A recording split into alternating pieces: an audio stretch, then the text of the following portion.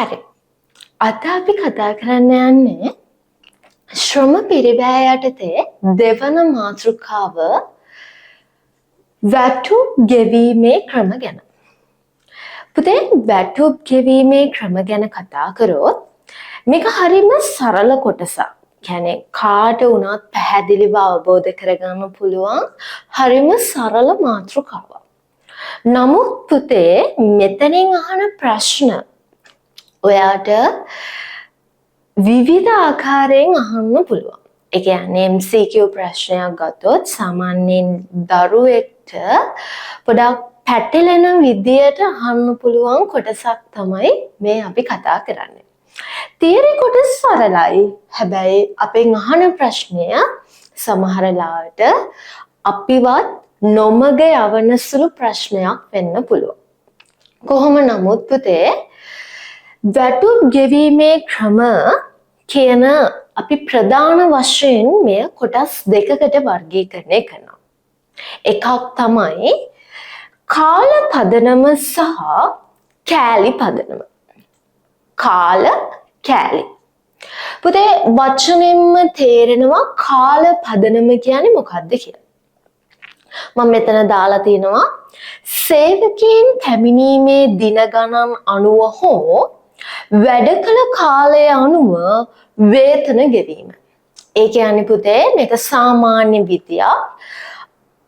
සේවකයන් පැමිණි වේලාව නැත්නම් පැමිණි දවස් පදනම් කරගෙන වැටුප් ගෙවීම සිද්ධ කරනවා නම් පුතේ ඒක අපි කාල පදනම මත වැටුප් ගෙවනවා කියන එක තමයි දැන් අදහස් වෙන්නේ. එතකොට ඒක ගණනය කරන්නේ හරිම සරලයි ගත කළ කාලය. මේක පැය වෙන්න පුළුවන්, දින වෙන්න පුළුවන්, සති වෙන්න පුළුවන්. එතකොට ගත කළ කාලය වැඩි කරන ඒ අදාළ වැටුප් අනුපාතිකයෙන්. ඒ වගේම කෑලි පදනම. පුතේ කෑලි පදනම කියන්නේ කෑලි කියවම පොඩක් මොකද්ද කියන දේ ඔළුවට එනවනේ. මේකෙන් මුකුත් නෙමෙයි අදහස් කරන්නේ. අපි නිෂ්පාදනය කරන ඒකක ප්‍රමාණය මත වැටුප් ගෙවනවා නම් ඒ කෑලි පදනම මත වැටුප් ගෙවනවා කියලා අදහස් කරනවා. එතකොට නිමෙයුම් ප්‍රමාණය මත වැටුප් ගෙවීම. එහෙනම් පුතේ ඒකේ වැටුප කොයි ආකාරයෙන්ද අපි ගණනය කරගන්නේ? නිෂ්පාදන ඒකක ප්‍රමාණය වැඩි කරනවා වැටුප් අනුපාතිකය. හරිම සරලයි පුතේ. මේ දෙක හරිම සරලයි, පහසුවෙන් අවබෝධ කරගන්න පුළුවන්. එතකොට මම සරල උදාහරණයක් මෙතන අරගෙන තියෙනවා. උදාහරණ දෙකක්. පළවෙනි උදාහරණය තමයි පුතේ මෙතන දීලා තියෙනවා මාසික සේවය කළ කාලය. ඒ කියන්නේ මෙතන සේවකයන් 3 දෙනෙක්ට අදාළව මාසයක් තුල ඔවුන් 3 දෙනා වැඩ කරපු පැය ගණන දීලා තියෙනවා. ඉතින් මේ ආයතනයේ වැටුප් ප්‍රතිපත්තිය වෙන්නේ පැයකට රුපියල් 200 ගානේ ගෙවන එක. පුතේ ඉතින් මේක හරිම සරල ගානක්. ඉතින් අර අවබෝධයට මම උදාහරණයක් විදියට මම මෙතන පැහැදිලි කරා. හරිද? ඉතින් පැය ගණන වැඩි කරනවා ඒ අදාළ වැටුප් අනුපාතිකයෙන්. පැයකට 200යි නම් පැය 40කට කොච්චරද? 8000යි. පැයකට 200යි නම් පැය 50කට කොච්චරද? රුපියල් 10000යි. පැය 45ට කොච්චරද? රුපියල් 9000යි. හරිම සරලයි. ඉතින් මේ සුළු උදාහරණයක් ගත්තේ. හරිද? ඊළඟට කෑලි පදනම වශයෙන් මම මෙතන අරගෙන තියෙන පොඩි උදාහරණයක්.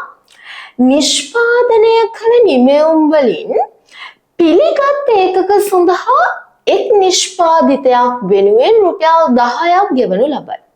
පුතේ සමහර නිෂ්පාදන අපි සිද්ධ කරනවා. නමුත් සමහර නිෂ්පාදන සිදු කරද්දී අපි එක දිගට නිෂ්පාදනයේ නියැලෙද්දී නිෂ්පාදනයේ වෙනස්කම් ඇති වෙන්න පුළුවන්. ඒ කියන්නේ අපිට විකුණන්න බැරි තත්වයෙන්, පරිභෝජනය කරන්න බැරි තත්වයෙන් පවතින නිෂ්පාදිත බිහි වෙනවා. එතකොට මෙතන ඒකයි කියන්නේ අපි නිෂ්පාදනය කරන ඒකක වලින් අපි ගන්න එතනදී පිළිගත් ඒකක. අපි පිළිගන්න ඒකක. එතකොට මෙතන නිෂ්පාදන ඒකක 1500යි නම් එයින් ප්‍රතික්ෂේප වන ඒකක ප්‍රමාණය 250යි. එතකොට පුතේ හරියටම නිෂ්පාදිතයක් විදියට එළියට එන්නේ පිළිගත් ඒකක ප්‍රමාණය ඒකක 1250යි. එතකොට වැටුප හැදෙන්නේ අන්නේ පිළිගත් ඒකක ප්‍රමාණය වෙනුවෙන්. දැන් සරල උදාහරණයක් ගමුකෝ පුතේ. දැන් අපි දන්නවා ගොඩාක් ගාර්මන්ට් ෆැක්ටරි වල, ඒ කියන්නේ ඇඟලුම් කම්හල් වල ගොඩාක් සේවකීන්ට ඒ වැටුප ලබා දෙන්නේ එයා මහන ඒකක ප්‍රමාණය මත. ඉතින් එයාට ඒකක ප්‍රමාණය වැඩි වෙන්න එයාට ලැබෙන වැටුප වැඩි වෙනවා කියලා එයා දන්නවා. එතකොට අපි බලන්නේ වැඩිපුර ඒකක ප්‍රමාණයක් මහලා වැඩිපුර මුදලක් ගන්නනේ, වැටුපක් අය කර ගන්න. ඉතින් පුතේ එහෙම මහද්දී ඇති වෙන්න පුළුවන් ගැටලුකාරී තත්ත්ව තියෙනවා. බාගෙට මහලා තියෙන්න පුළුවන්. නූල් ඇදිලා තියෙන්න පුළුවන්. එක්කෝ ඒක හරියට බොත්තම් ටික අල්ලලා නැති වෙන්න පුළුවන්. අන්න ඒ නිසා තමයි ඒ අදාළ ආයතන වලින් ඒගොල්ලෝ නිෂ්පාදිත නැත්නම් මහන ඇඳුම් ටික වලින් පිළිගත් ඇඳුම් ටික වෙනුවෙන් විතරයි ඒ අදාළ වැටුප ගණනය කිරීම කරන්නේ. හරිද? ඉතින් මේ දෙකම හරිම සරල දෙකක් පුතේ. ඒ කියන්නේ සරල තියරි දෙකක්. නමුත් මේ දෙකෙන් අපිට MCQ පේපර් එකේ ප්‍රශ්න අහන්න පුළුවන්. ඒ වගේම සෙකන්ඩ් පේපර් එකේ ශ්‍රම පිරිවැය යටතේ ගණනය කිරීම අපේ ලොකු රචනා ප්‍රශ්න ඇතුලේ තියෙන්න පුළුවන්. ඉතින් සරල තියරි කොටසක් වුණාට අවබෝධය වැදගත් වෙනවා. ඊළඟට පුතේ අපි කතා කරන්නේ පොඩි අමතර කොටසක්, හැබැයි වැදගත් කොටසක්. අපි දන්නවා පුතේ අති කාල දීමනා. අති කාලය. ඒ කියන්නේ ඉංග්‍රීසි වලින් කියනවා නම් over time payment. OT කියලා අපි හඳුන්වනවා.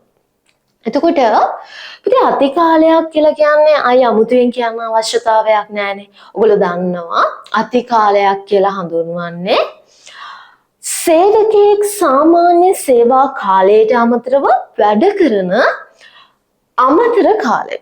වැඩිපුර වැඩ කරන කාලය. කෙටියෙන් කියනවා. ඒ කියන්නේ අපි දන්නවා අපේ ලංකාවේ විදියට උපරිම පැය 8ක සේවා කාලයක් තමයි තියෙන්නේ, උදේ 8 සහ හවස 5. එතනදී පැය 9ක් එනවා. අපි පැයක් අයින් කරනවා පුතේ අපේ අදාළ ලන්ච් බ්‍රේක් එක, ඊළඟට ඒ අදාළ පොඩි බ්‍රේක් වලට තමයි මේ පැය වෙන් කරලා තියෙන්නේ. ඒතර වැඩ කරන කාලය පැය 8යි. ඒතර ওই පැය 8ට අමතරව සේවකයෙක් තමන්ගේ වැඩ රාජකාරියේ නිරත වෙනවා කියන්නේ පුතේ එයා සාමාන්‍ය සේවා කාලයට අමතරව එයාගේ සේවාව යොදවනවා කියන එක. අන්න එතනදී පුතේ එයාට හිමි වෙනවා අති කාල දීමනාව. ඒතර අති කාල දීමනාව හැම වෙලාවෙම සාමාන්‍ය වැටුප් අනුපාතිකයට වඩා ඉහළ වැටුප් අනුපාතිකයක් තමයි තියෙන්නේ. හරිද? ඒක ආයතන අනුව වෙනස් වෙනවා. කොහොම නමුත් සාමාන්‍ය වැටුප් අනුපාතිකය අපි හිතමුකෝ පැයකට 200යි කියලා. හැබැයි අතිකාල පැයක් වෙනුවෙන් 250. ඒ කියන්නේ සාමාන්‍ය වැටුප් අනුපාතිකයට වඩා හැම වෙලාවෙම අතිකාල වැටුප් අනුපාතිකය වැඩි. එතකොට මේක ගණනය කරන්නේ සාමාන්‍ය විදියට අතිකාල පැය ගණන. ඒ කියන්නේ අපි වැඩිපුර වැඩ කරපු පැය ගණන සාමාන්‍ය පැය ගණනට වඩා ඒක වැඩි කරනවා අතිකාල වැටුප් අනුපාතිකේ. හරිද? ඉතින් පුතේ මේක මේ සරලයි. මේ තියරි එක සරලයි.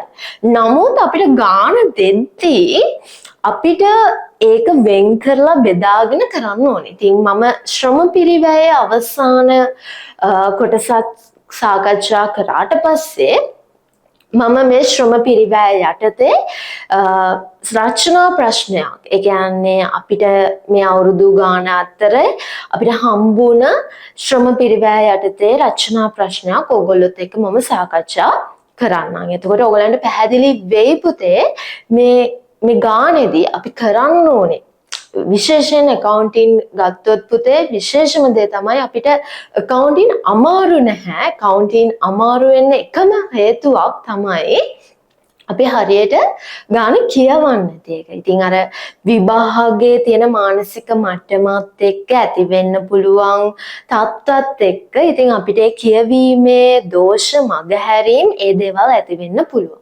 කොහොම නමුත් පුතේ අපි ගානක් කරද්දී ඒ ගාන කරන විදිය අපි හරියට කරොත් අන්න එතනදී අපිට පුළුවන් පුතේ ගාන සම්පූර්ණයෙන්ම හදාගන්න බැරි වුණත් අපිට ඒක ක්‍රමානුකූලව උත්තරේ කරා ළඟා වෙන්න හරි.